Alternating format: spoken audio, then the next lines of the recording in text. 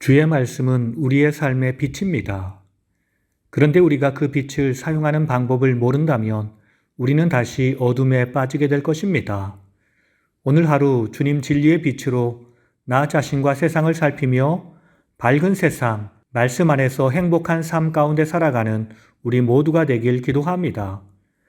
오늘은 고린도전서 13장과 14장의 말씀을 통독하겠습니다. 8번째, 성령의 은사에 대하여 13장 1에서 3절. 각종 은사 사용에 있어서 사랑의 필수성.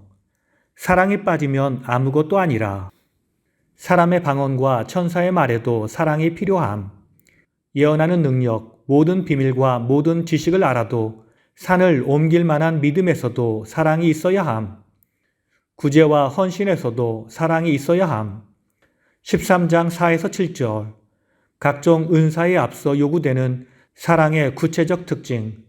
사랑은 오래 참고 온유하며 시기, 자랑, 교만하지 아니하며 무례히 행치 않음, 자기 유익을 구하지 않음, 성내지 않음, 악을 생각하지 않음, 모든 것을 참으며 믿으며 바라며 견디느니라.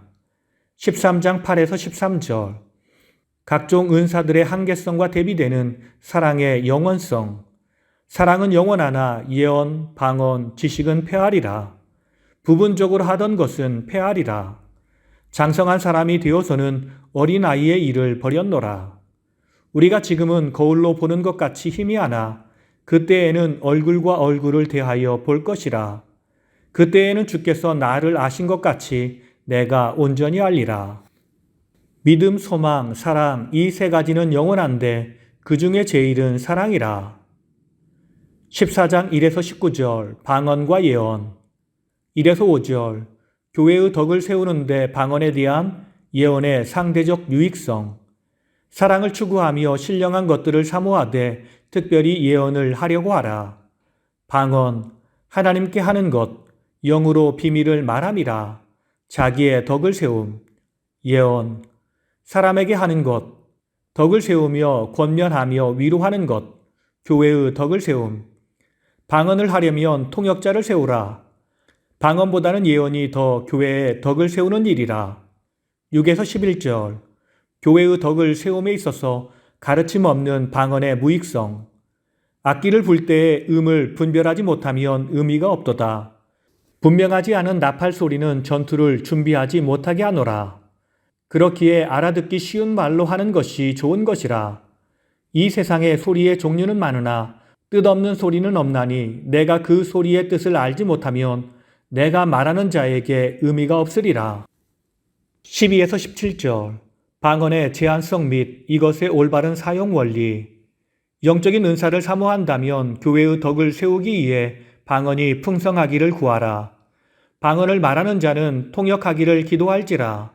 영으로 기도, 방언 기도, 마음으로 기도, 통역을 통해 사람이 알아야 함.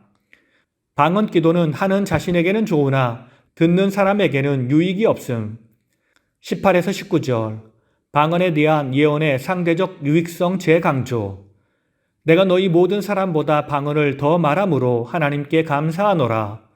그러나 내가 남을 가르치기 위하여 깨달은 마음으로 5마디 말하는 것이 1만마디 방언으로 말하는 것보다 나으니라.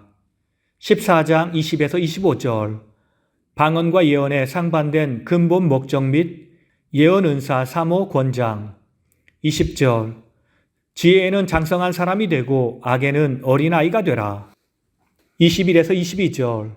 방언과 예언은 애초부터 다른 목적으로 주어진 은사들임. 방언은 믿지 않는 자들을 위한 표적이나 예언은 믿는 자들을 위한 표적이라. 23에서 25절. 공적 예배에 있어서 방언과 예언의 사용 결과를 예상하며 예언하는 자가 되기를 권장함. 온 교회가 함께 모여 다 방언으로 말하면 믿지 아니하는 자들이 들어와 너희를 미쳤다 하리라. 예언을 말하면 믿지 않는 자들이 들어와서 그 마음에 숨은 일들을 알게 되어 하나님께 경배하며 하나님의 살아계심을 알게 되리라. 14장 26에서 40절. 방언과 예언의 사용을 중심으로 한 공적 예배 시의 질서에 대한 결론적 권면.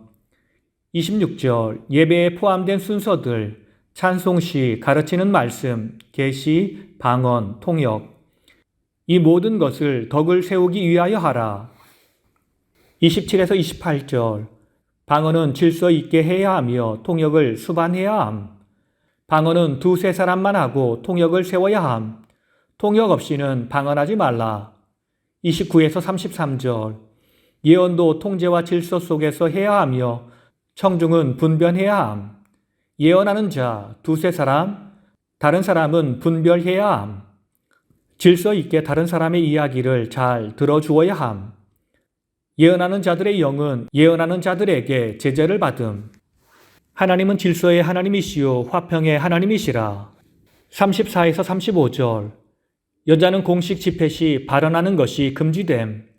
여자는 교회에서 가르치지 말라.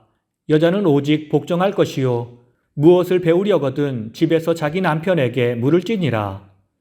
36에서 40절. 모든 은사는 적절하고 질서 있게 사용해야 함. 하나님의 말씀이 너희로부터 난 것이 아니며 너희에게만 임한 것이 아니라 너희가 교회의 지도자, 선지자나 혹은 신령한 자로 생각한다면 내 말을 주의 깊게 새기고 행동하라. 형제들아 예언하기를 사모하며 방언 말하기를 금하지 말라. 모든 것을 품위 있게 하고 질서 있게 하라. 고린도 교회에서는 방언을 최고의 은사로 생각했습니다. 이들은 심지어 예배 시간에도 하나님과 자기가 대화한다고 하며 사람들 앞에서 방언 기도를 했습니다. 그런데 그렇게 기도하면 많은 사람은 그 사람이 하는 것의 의미를 알지 못한 채 그 사람의 모습만 봐야 했습니다. 그래서 바울은 방언하는 자는 통역하는 자를 세워 모든 사람이 함께 예배에 참여해야 함을 강조한 것입니다. 바울은 이런 방언의 은사보다는 예언을 강조했는데 여기서 예언이란 하나님의 말씀을 풀어서 가르치는 설교를 의미합니다. 곧 방언 기도보다 설교를 듣는 것이 더 중요하다고 가르치는 것입니다. 특별히 신앙생활을 잘 알지 못하는 초신자들이 교회에 들어와 방언 기도하는 모습을 보면 미쳤다고 생각할 수도 있습니다.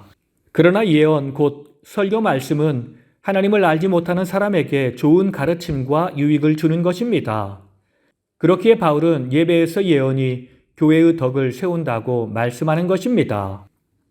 오늘 말씀을 통해 주시는 교훈은 첫째로 성도는 예언의 말씀에 대한 분별력을 지녀야 합니다. 14장 29절에서 사도 바울은 예언하는 사람은 둘이나 셋이서 말하고 다른 사람들은 분별하라고 말씀합니다. 이것은 대단히 중요한 말씀입니다. 여기서 분변하다에 해당하는 디아크리노는 본래 철저하게 분리하다, 식별하다, 판단하다, 의심하다라는 의미가 있습니다.